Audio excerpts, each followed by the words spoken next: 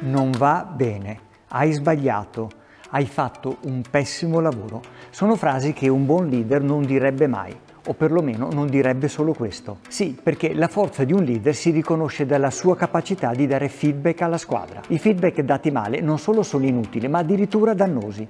Ma com'è che si fa a dare un buon feedback? È una domanda che mi sono posto quando stavo per finire di scrivere il mio libro, perché avevo deciso che prima della pubblicazione 50 persone diverse lo avrebbero letto e mi avrebbero dato il loro feedback. In realtà ho scoperto che è una cosa che non si fa. Snatura il prodotto, mi dicono. Io invece ho imparato che solo attraverso gli occhi degli altri si può scoprire dove e come migliorare. Però avevo bisogno che fossero feedback utili, precisi, puntuali. Quindi, prima di avviare il processo, ho speso parecchio tempo per capire quali fossero le caratteristiche essenziali di un buon feedback. E ne ho trovate 3. Che voglio condividere con voi. La prima è la specificità. Cosa pensereste se io venissi da voi e vi dicessi semplicemente non mi è piaciuto il tuo lavoro? Questo farebbe solo sollevare dei dubbi e creare delle incertezze. Quindi un parere del genere non serve assolutamente a nulla. Un feedback dovrebbe essere in grado di farmi capire esattamente dove sto sbagliando e come lavorare per migliorarmi. Se il vostro interlocutore, dopo il vostro feedback, non riesce a dare risposta a questi due elementi, allora vuol dire che a sbagliare siete stati voi, perché siete stati vaghi e generici. Per questo con ognuno dei 50 beta tester nella lettura del libro ci sono state lunghe telefonate per conoscere i dettagli, approfondire le opinioni, insomma non rimanere in superficie. Il secondo elemento essenziale è la schiettezza. A nessuno piace ricevere dei feedback negativi, ma vi assicuro che neanche darne è tanto piacevole. Ed è per questo motivo che si tende sempre ad addolcire un po' la pillola,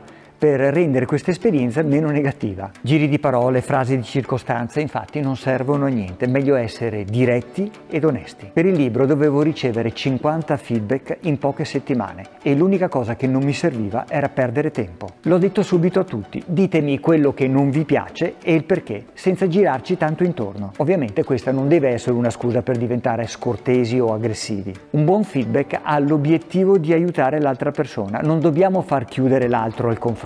Bisogna mantenere sempre un atteggiamento positivo e propositivo. Poi, se devo dirvi la mia, preferisco una verità, anche se brutale, piuttosto che una mezza verità gentile e educata. Il terzo punto, che tra l'altro io reputo il più importante, è quello di proporre il passo successivo. Può capitare che per poca chiarezza o inesperienza un lavoro non venga fuori come voi vi aspettavate. Pazienza, può succedere.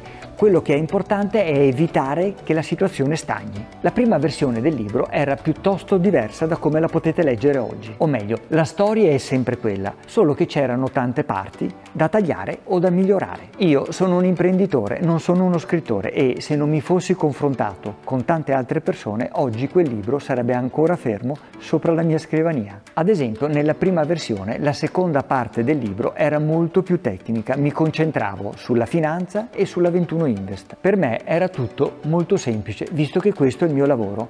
Altri invece leggendo non solo mi hanno detto che in alcune parti non era chiaro, ma che addirittura era freddo e lontano dalla mia storia. Quindi ho lavorato apportando delle modifiche a quella parte, senza stravolgerla, ma semplicemente valorizzando anche un altro punto di vista. Insomma, quello che voglio dire è che il feedback deve sempre essere un punto di partenza per l'altro. Se volete vedere il risultato finale di questo processo di feedback, in descrizione trovate il link del mio libro. C'è una frase di John Gordon, scrittore e oratore americano, che tengo in mente ogni volta che devo dare riscontro a qualcuno. I grandi leader non hanno successo perché sono i migliori, ma hanno successo perché riescono a far emergere il meglio degli altri. Ecco perché, se vogliamo essere dei grandi leader, il nostro metro di giudizio saranno sempre quelli che lavorano con noi. Solo quando gli altri crescono grazie alla nostra guida, allora potremmo dire di essere davvero sulla strada giusta.